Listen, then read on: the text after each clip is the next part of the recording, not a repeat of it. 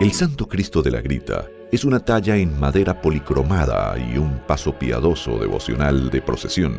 De proporciones naturales, representa a Cristo muerto en la cruz. Asimismo, su acabado es una escultura iconográfica conceptual excepcional, genuina y reconocible del arte barroco hispano-venezolano del siglo XVII, enmarcado en el hondo dramatismo de la escultura sacra castellana. El trabajo del artista también queda identificado por la calidad. Si bien es un Cristo barroco, el barroco tachirense del siglo XVII, no podemos decir que la persona que lo realizó tenía las técnicas para concluir un Cristo muy acabado como las tallas barrocas de los Cristos castellanos de la misma época o de los Cristos andaluces, los famosos Cristos elaborados en Sevilla.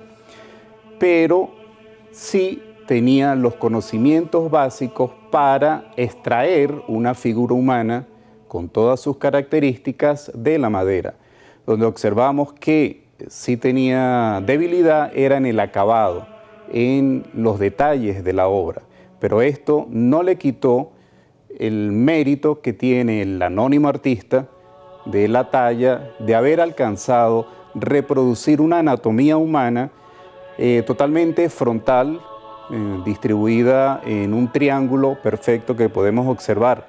Asimismo, la antigüedad de la talla la podemos extraer del perizoma original, el que está tallado al cuerpo central. ¿Por qué? Porque nos indica que el estilo imperante para la época o la visión que se tenía para la época era de transición entre el estilo renacentista, que es un perizoma corto, y el estilo barroco, que comienza a utilizar el plegado en la tela o las grandes caídas. Así, a partir del perizoma ya tenemos precisada la antigüedad de la obra.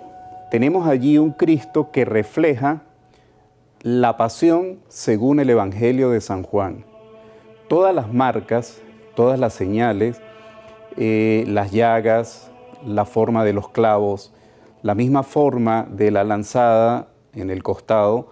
Observamos detenidamente los brazos y las muñecas. Hay marcas de sogas dobles. Esto está especificado en el Evangelio de San Juan en dos momentos. En el primer momento dice que Jesús fue conducido atado de la casa de Anás a la casa de Caifás, quien era el sumo sacerdote en esa época, y luego al momento de los azotes, cuando es atado a una columna, seguido de el golpe que tiene en el rostro, la bofetada, que dice el mismo Evangelio, se la dio un guardia del sumo sacerdote que había sido ante Anás, cuando le increpa: ¿por qué le hablas así al sumo sacerdote? Y golpea el rostro de Jesús. La llaga que presenta el rostro del Santo Cristo de la Grita representa este golpe que recibió Jesús en la casa de Anás. En la espalda, una gran llaga que se extiende a todo lo ancho y largo de esa espalda, muy dramática, muy viva, donde se utilizaron colores muy vivos que recuerdan los azotes que recibió Jesús por orden de Pilato. Igualmente tenemos la corona de espinas muy marcada, de espinas muy gruesas, que marcan la sien de la imagen de donde brota sangre. Tenemos las marcas que el artista quiso plasmar en los hombros de la imagen. Son llagas abiertas que recuerdan que este crucificado cargó su cruz desde el pretorio de Pilato hasta el Gólgota. Por igual, tenemos las marcas en las rodillas de las caídas, producto del peso de la cruz, del peso del patíbulo que cargaba Jesús en sus hombros, y también tenemos la marca ya de la crucifixión. Las heridas, en este caso, repite la tradición iconográfica de 3 heridas en las palmas de las manos y una sola herida en el pie atravesada por un clavo muy pronunciado. Su posición nos indica o nos transmite al Cristo sufriente, al varón de dolores. Si buscamos la explicación de lo que quería transmitir el autor, nos encontramos que coincide plenamente con la espiritualidad franciscana de la época. Está resumida, como ya se dijo antes, en el Evangelio de San Juan, pero también en libros de devoción. Y cuando quisimos comparar la talla del Cristo de la Grita con textos de espiritualidad franciscana de la época, nos encontramos que todas las marcas que tiene la talla coinciden a la perfección con un libro que era el libro de cabecera prácticamente de todo fraile franciscano que viniese a América, que se llama la Passio Duorum, o la Pasión de los Dos. Cuando hacemos la comparación o el cruce entre los grabados y el Santo Cristo de la Grita, observamos semejanzas o coincidencias que nos permiten inducir cómo el autor tenía conocimiento o tuvo a la mano este libro para elaborar esta talla. Tampoco sabemos si el rostro está o fue trabajado directamente en el cuerpo central, en la talla del Cristo, o siguió las técnicas que aplicaban en esa época, que el rostro se trabajaba aparte, era una mascarilla aparte que luego se pegaba al tronco central o a la figura de la cabeza.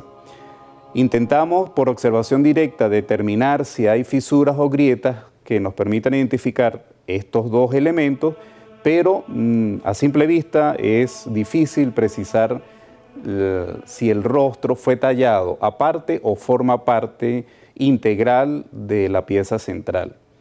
Tiendo a concluir que el rostro se talló directamente en el tronco central por la posición del rostro. La posición del rostro no es como los cristos tradicionales de la época, un rostro caído totalmente, porque expresa a una persona que fallece en un momento, sino es un rostro que está inclinado muy poco, como manteniendo la línea vertical o la línea central de la talla. De la boca del Cristo está saliendo sangre mezclada con el vinagre, porque en el Evangelio de San Juan, antes de morir Jesús, él pide agua, dice, tengo sed, y el centurión romano le da hiel y vinagre en una esponja. Inmediatamente de haber tomado esta mezcla, Jesús dice, todo está consumado, e inclina la cabeza.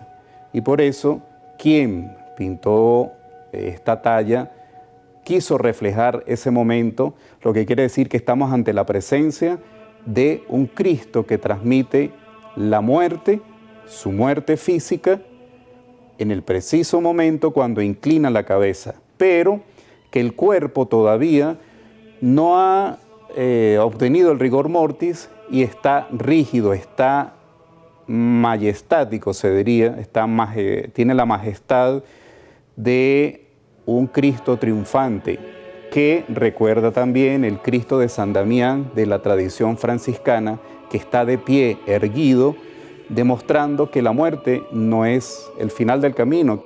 Para el escultor sacro, formado en la sociedad levítica colonial española del siglo XVII, solo en la cruz se manifestaba y se podía representar con toda su fuerza el imaginario de la doble naturaleza de Jesús, la divina y humana.